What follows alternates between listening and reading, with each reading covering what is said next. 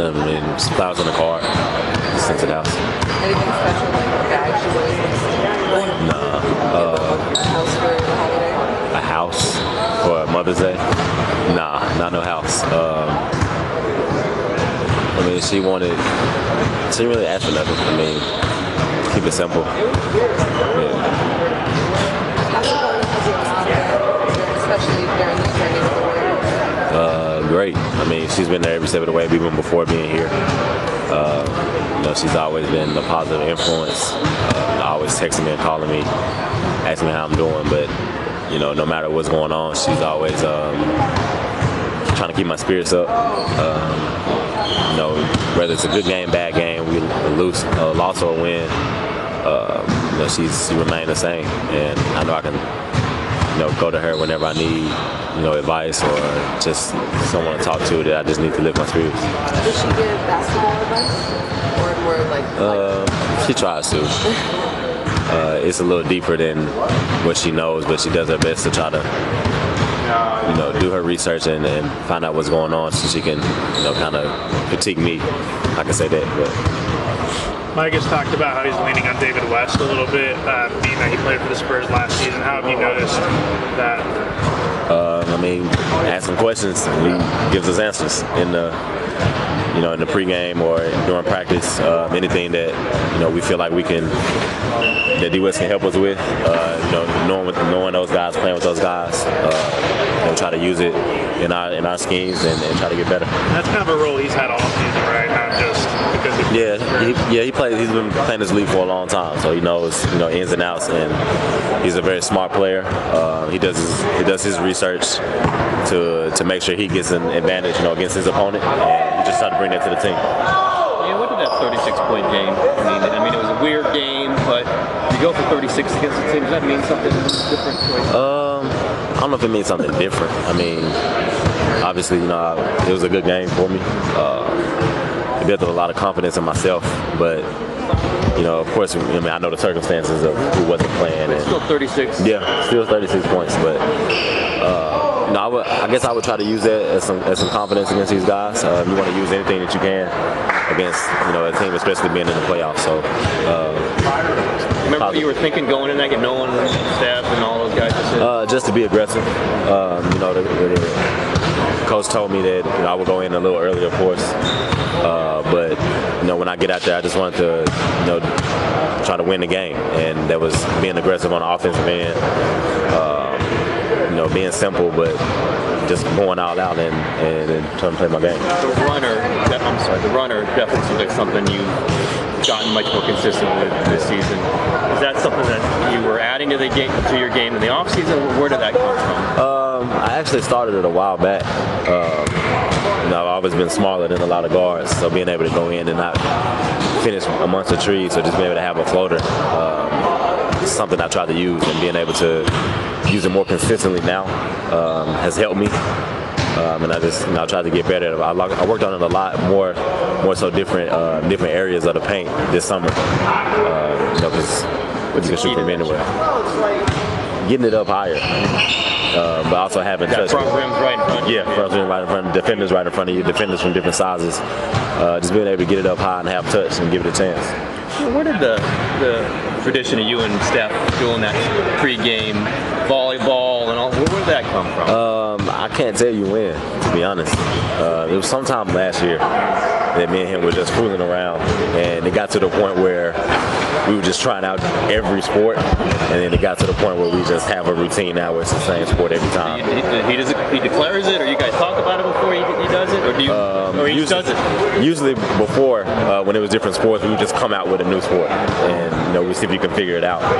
Each other can figure it out. He's trying to, You're gonna wind up. You go, okay, it's baseball now. You got to get down. Exactly. I mean, you're like literally going through your teammates. Yeah. Do they know it's? They know now. Yeah. They like the first time, a couple times. I think some of the new guys. Zaza got in the way a couple times. That's a lot to get in the way. He didn't know, but I think the other guys, when they figure it out from the first sport, then they kind of move out the way and just let us do it. That's the funny thing, but like you guys do it like you're not even like Steph's just going to do it. Like whoever's right in front of him. and he's kicking the ball. Yeah. He's doing it. He's doing But he's not going to hit anybody because he's Steph. Yeah. So what's it? I mean, how do you get drafted in this? How do you, like, he just decided, oh, hey, Ian's over there, let's do it. Yeah, I can't, like I said, I can't remember exactly when. We was just fooling around. We have a lot of little stuff that we do, even in practice, we shoot half-court shots every day, stuff like that. And I think it's just carried over to pregame. Marcus, a great question that Durant was, why do you guys love Ian so much? But it's like, you're close to Kevin, you're close to Andre. What is it that you're connected to all these guys? Yeah, I think it's just part of the team dynamic. Coming in last year, my first year, I knew some of the guys, but I didn't know everyone, of course. But just the way that they interacted with each other out in the locker room and on the road, it's easy to be around. It's easy to get attached to these guys. And in different areas, you do with different guys. Me and Draymond, I've been on Draymond for a long time from playing in the summer league. So me and him, on the road, we're always together. During the pregame stuff, I would do a lot more stuff with Steph. Andre, talked to him all the time, about different basketball stuff, but just life in general. But all those guys I'm connected to, and I think we all connected to each other. And I think Kevin was saying just they would respect that where you've come from, how far you've come. Do they?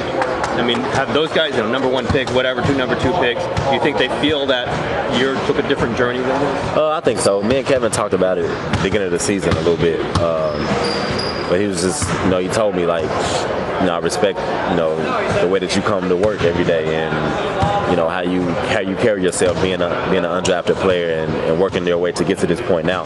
And it's, it's cool to kind of hear that from him, from a guy of his caliber, but it also just makes you want to work harder and work more. He's like happier for your three-pointers than you are. Exactly.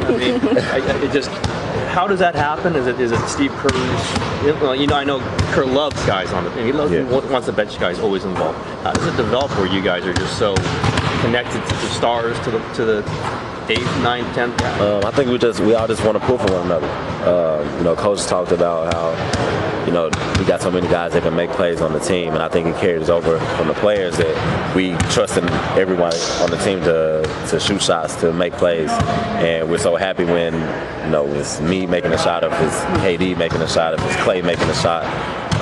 We had that respect and that, hunger for everybody to do well. You're still doing this gesture as you and KD?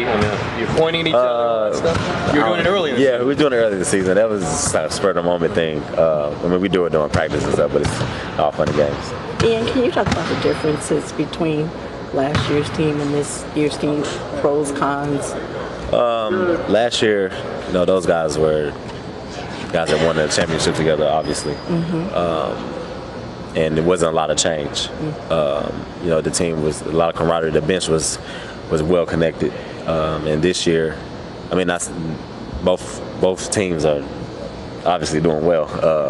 But this year it's been more of a challenge, I think, getting everybody to be on the same page. And I think that we clicked early and we kind of found our groove, and it's been working out for us. But this year is more, I think it's more veteran leadership, like we talked about David West being able to talk, and having his insight a lot. Andre's obviously talking a lot more. You bring in Matt, and people not saying a lot about him, but he's been in the league for a long time and he knows a lot. So he actually, he speaks out and talks as well. So that's kind of the difference. Not saying it's a pro or a con, but it's just a difference that I've noticed personally.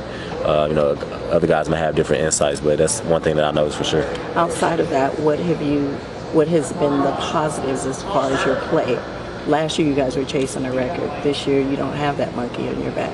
So can you talk about how that's been a positive, and how maybe you guys aren't chasing threes as much this year? Yeah. How have you thought about your team's play overall this year? I think this year, like you said, we're not playing with that monkey on our back. We're playing loose. We're having fun. It's something new for us. So, we want to figure it out, being competitors. And I think, but also, it's a little chip on our shoulder now, because from losing last year and wanting to, to end off the season is great, like we had, during the regular season.